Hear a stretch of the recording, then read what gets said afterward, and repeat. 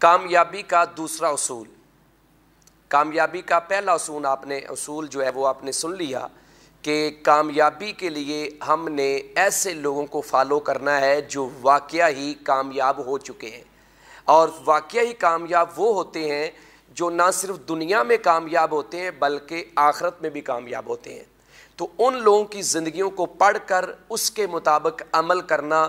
یہ پہلا اصول ہے قرآن کا، اور یہی وجہ ہے کہ اللہ سبحانہ و تعالیٰ نے قرآن کریم میں سابقہ اقوام اور سابقہ انبیاء کے واقعات کو اور ان کے قصے کہانیوں کو بیان کیا تاکہ لوگ ان سے سبق حاصل کریں۔ یہ جو کامیاب ہوئے یہ کیسے لوگ کامیاب ہوئے، تو پہلا اصول تو یہ ہے۔ اب دوسرا اصول یہ ہے کہ کامیابی گھر بیٹھ کے حاصل نہیں ہوتی،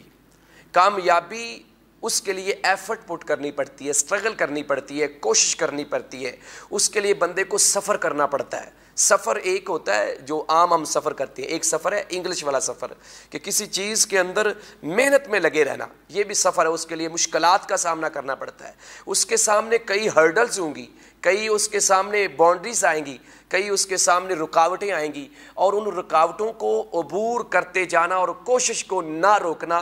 یہ دوسرا قرآن کا اصول ہے۔ اور جب انسان کوشش شروع کر دیتا ہے اور مسلسل وہ کوشش کرتا رہتا ہے تو اللہ سبحانہ و تعالیٰ کا یہ وعدہ ہے کہ میں اس بندے کے لیے راستے کھولتا جاتا ہوں، میں لازمی طور پہ اس کو اس منزل تک پہنچاتا ہوں جس منزل کا اس نے خواب دیکھا تھا، جو گولز اور جو آبجیکٹیوز اور جو ٹارگٹس اس نے سیٹ کیے تھے، لیکن وہ گولز، آبجیکٹیوز، وہ ٹارگٹس خالص اللہ رب العزت کی رضا کے لیے ہونے چاہیے، اس میں کسی کا نقصان نہیں ہونا چاہیے، یا اس کے اندر ریاکاری اور دکھلاوا نہیں ہونا چاہیے۔ خالص نیت کے ساتھ ایک بندہ لگ جاتا ہے کسی کام میں، اور وہ کام ایسا ہو کہ جس کی وجہ سے وہ کامیاب ہو سکتا ہے، تو اللہ کا وعدہ ہے کہ میں اس کو اس اچیومنٹ کے لیے پوری جو ہے نا وہ اس کی مدد کروں گا، اس کی سپورٹ کروں گا، اس کی ہیلپ کروں گا، اس کے لیے راستے میں جو رکاوٹیں ہیں ان کو دور کروں گا۔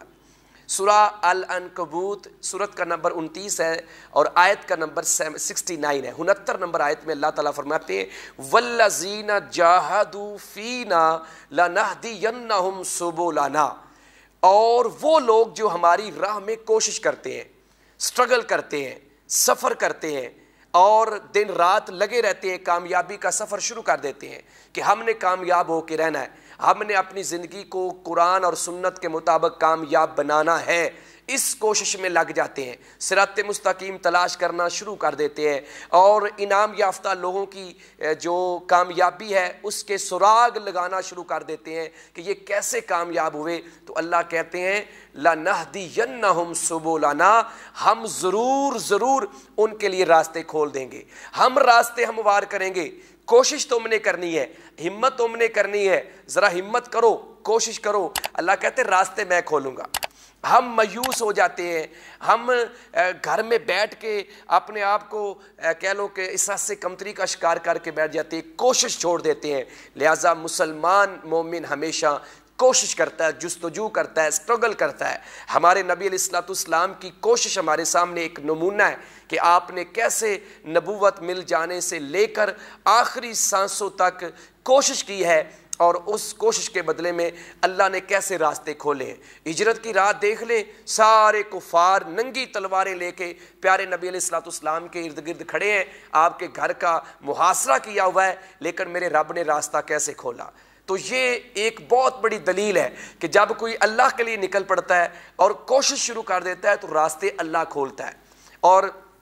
یہ جو سفر ہے، یہ جو کوشش ہے، گناہ کو چھوڑنے کے لیے اور نیکی کے راستے پر آنے کے لیے ہونی چاہیے۔ جب یہ کوشش ہوگی تو پھر دیکھیں کہ اللہ راستے کیسے کھولتا ہے۔ لہٰذا آج کے دور میں ہمیں ایک تو یہ ہے دین کے لیے کوشش کرنی ہے، اور اس کا دوسرا پہلو یہ ہے کہ جس طرح سوشل میڈیا کے اوپر ہمارے نوجوانوں کو کیپچر کیا جا رہا ہے اور ان کو غلط ٹریک کے اوپر چلایا جا رہا ہے، اور ان کی سوچ کو مغربی سوچ کے ساتھ ملایا جا رہا ہے، اسلامی روایات سے ہٹایا جا رہا ہے، تو اس کے لیے بھی ہمیں کردار ادا کرنا ہے کہ ہم ایسے نوجوان، ایسے اسکالرز پہ ہم پیدا کریں۔ پیدا اللہ کرتا ہے، کوشش ہم نے کرنی ہے۔ ہمارے پاس کئی اسکالرز ہیں، لیکن ہمیں مزید ایسے لوگوں کی ضرورت ہے جو اچھے طریقے سے سائنس کو پڑھنے والے ہوں، سائنس کو جاننے والے ہوں، سائنسی علوم کا ان کو پتہ ہو. یعنی ان کو یہ نہ ہو کہ صرف وہ سیدھی سیدھی باتیں کریں، اور جو یہ سائنس پڑھنے والے لوگ ہیں جب وہ ان سے کویسچن کریں، ان سے سوال کریں تو وہ جواب نہ دے سکیں.